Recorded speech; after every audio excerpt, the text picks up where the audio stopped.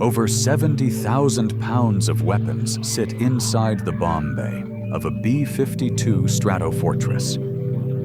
That amount is enough to turn a strategic bombing mission into a strike that can extend across half the globe. What matters is this: that entire concept rests on a platform that has been in service for more than 70 years.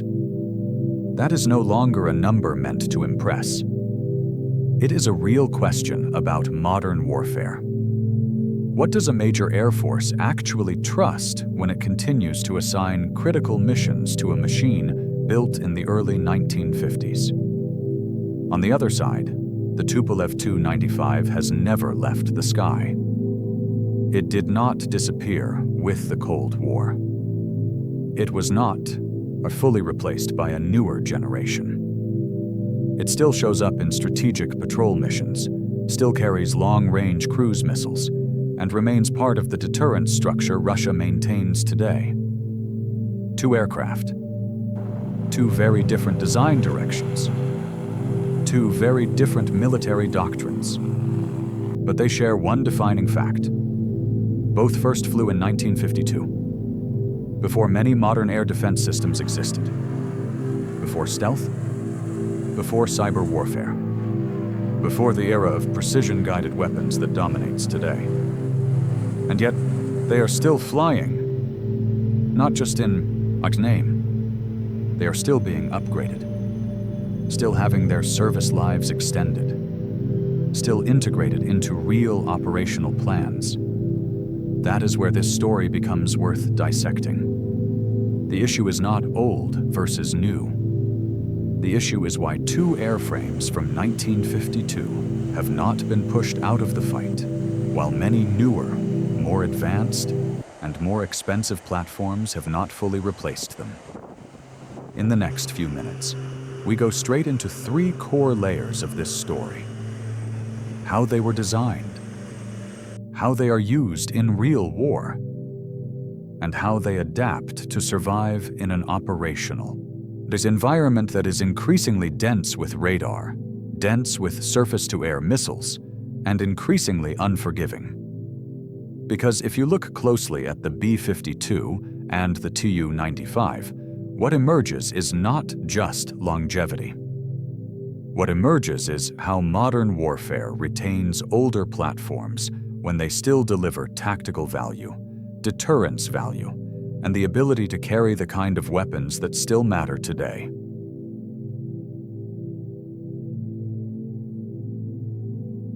To understand why these two platforms have survived across generations, you have to start with how they were designed. Both the B-52 Stratofortress and the Tupolev Tu-95 were built for the same mission: carry heavy payloads, fly at intercontinental range, sustain strategic strike capability over long durations. But from the very beginning, the United States and the Soviet Union chose completely different solutions. In raw specifications, the B-52 remains one of the largest aerodynamic platforms ever put into service. Its wingspan reaches about 185 feet, just over 56 meters. Maximum, on takeoff weight, exceeds 200 tons.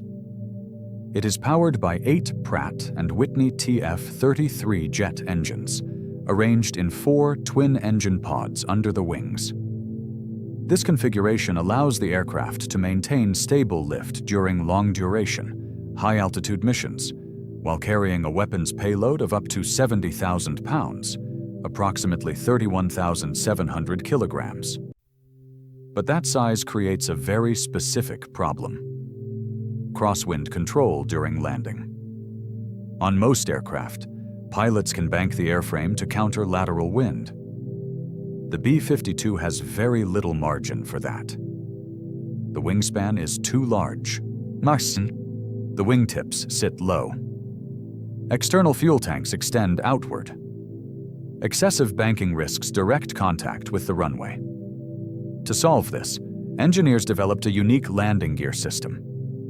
The B-52 uses 4 main landing gear assemblies, each capable of independent rotation. pilots can adjust the entire wheel system up to about 20 degrees left or right relative to the fuselage axis.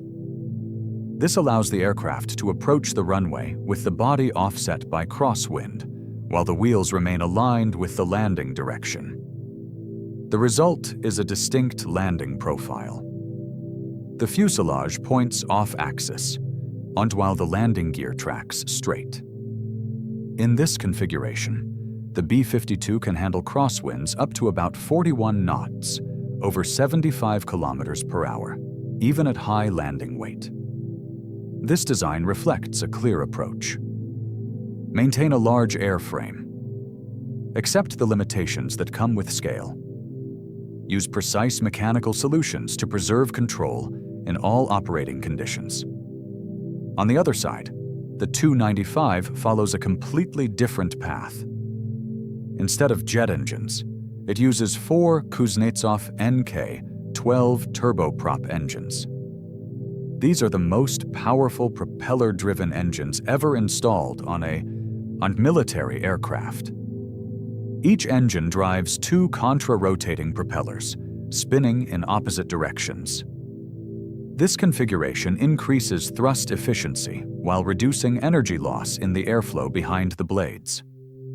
At high operating speeds, the tips of these propellers regularly reach or exceed the speed of sound.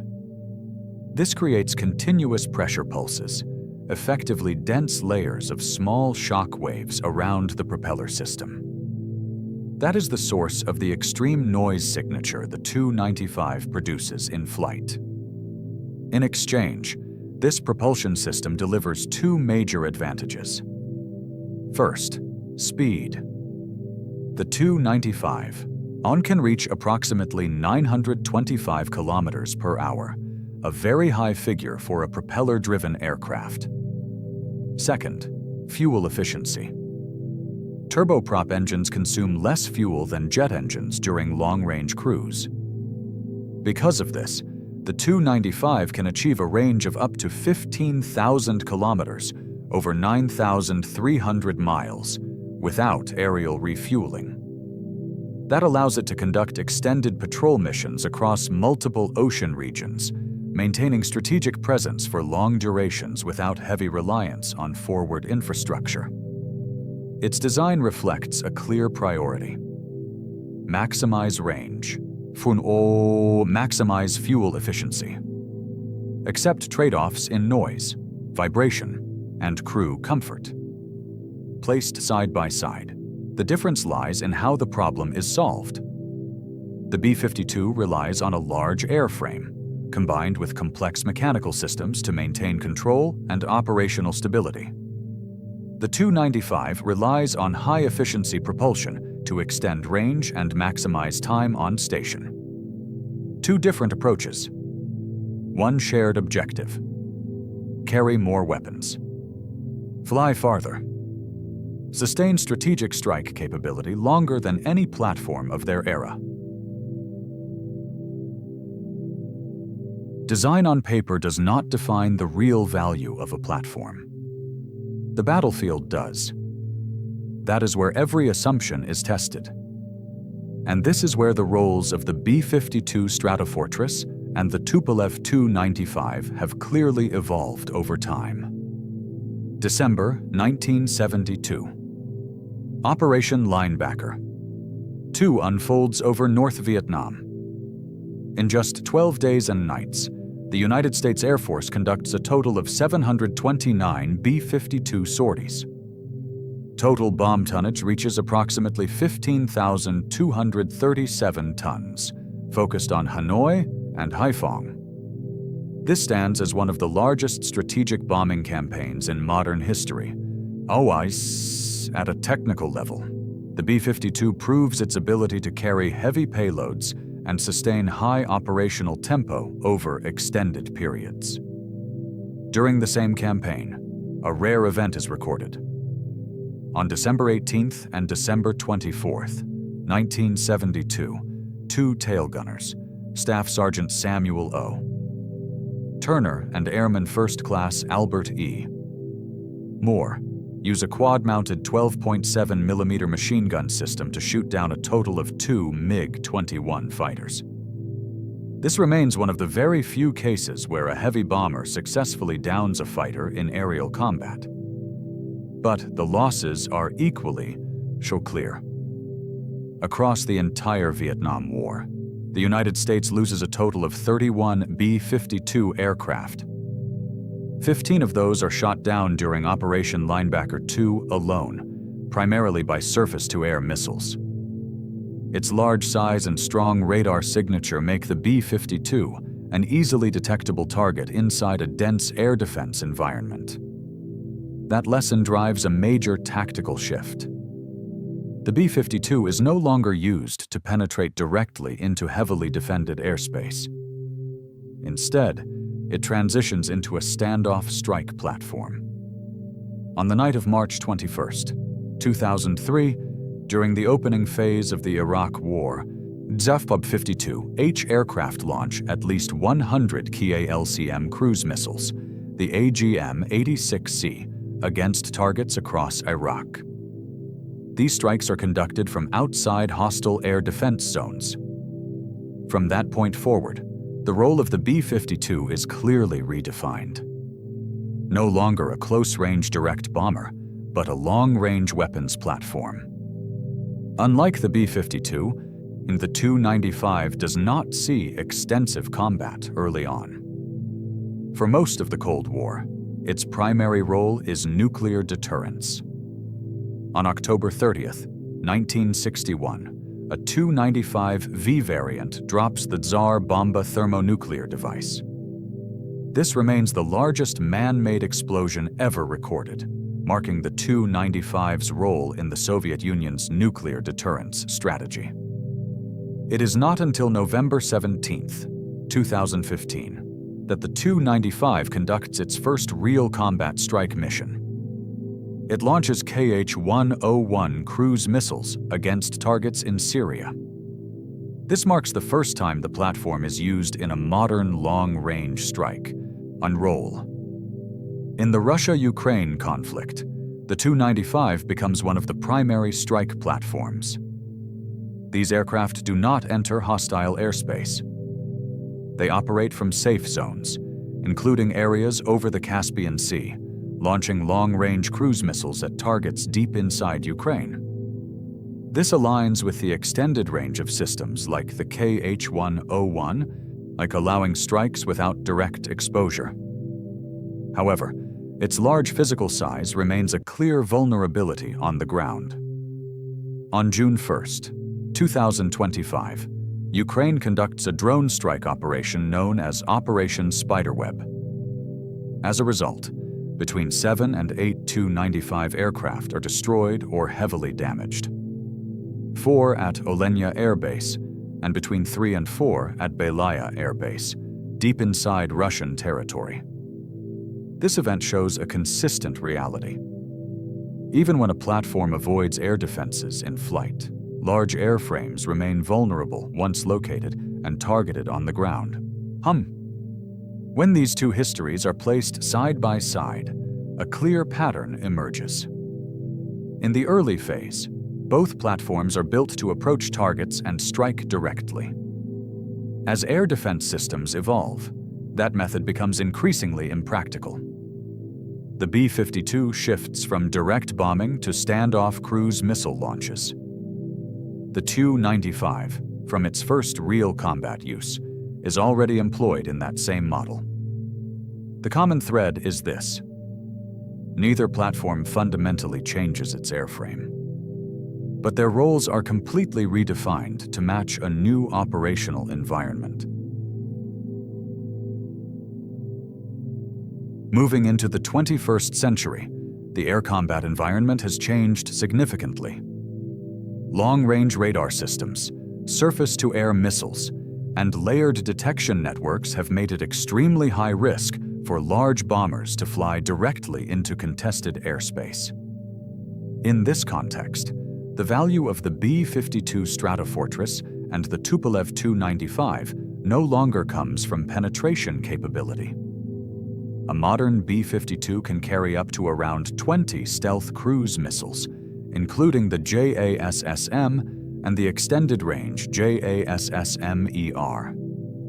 The JASSM-ER has a range of approximately 920 kilometers. Each missile carries a warhead of about 450 kilograms, which are designed to strike hardened targets such as command centers or air defense systems. In maritime operations, the B-52 can also carry the stealth anti-ship missile LRASM. The LRASM has a range of about 370 kilometers. A formation of 4 B-52 aircraft can deploy a large volume of anti-ship missiles, enough to apply significant pressure on the other side. The Tu-95MS follows the same direction. In addition to its internal weapons bay, it is equipped with 4 dual pylons under the wings, allowing it to carry a total of 8 KH-101 stealth cruise missiles, or the nuclear variant KH-102. The range of these systems exceeds 5,000 kilometers, and in some configurations can reach around 6,500 kilometers. This allows the Tu-95 to conduct strikes entirely from outside enemy air defense coverage. A single aircraft can take off from a safe region, sustain long-duration flight, and launch weapons at targets without direct approach. This is the most important shift in how these platforms are employed. To sustain this role, the United States is implementing a deep upgrade program for the B-52, commonly referred to as the B-52J. Estimated total cost is around $48.6 billion.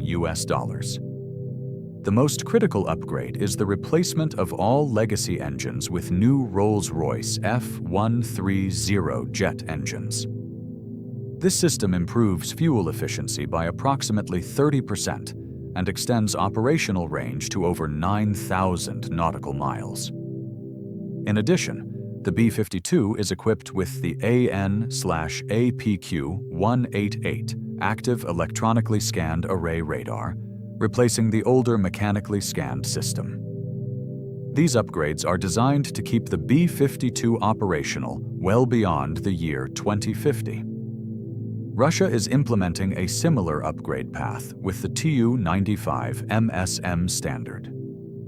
The legacy, an Obzor-MS radar, is replaced by the Novella NV-1.021 system. The S-021 navigation suite and the Meteor NM2 electronic defense system are added. The engines are upgraded to the NK-12 MPM standard, paired with new AV-60T propellers. These improvements reduce vibration by around 50% and increase operational stability. One notable change is the complete removal of the tailgun turret, replaced by modern electronic systems. The Tu-95 is expected to remain in service until the stealth bomber PKDA becomes operational in the late 2030s or early 2040s. Another critical factor is operating cost. The cost per flight hour of the B-52 is approximately $72,000. By comparison, the B-2 Spirit costs around $135,000 per flight hour.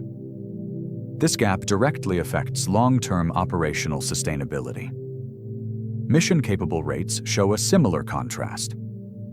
The B-52 reaches about 80.5%. The B-2 has been recorded at around 30.3% during certain periods.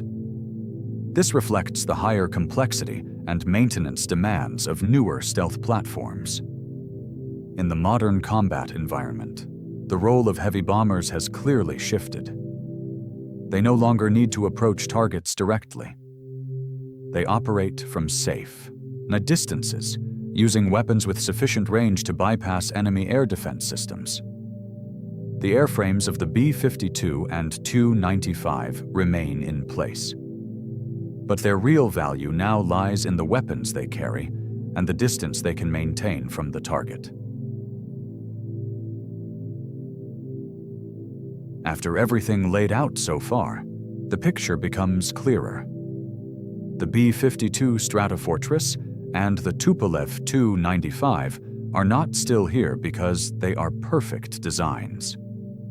They remain because they have been used in ways that fit each phase of modern warfare. In the early phase, both were built to enter hostile airspace and strike directly. As air defense systems evolved, that approach lost effectiveness.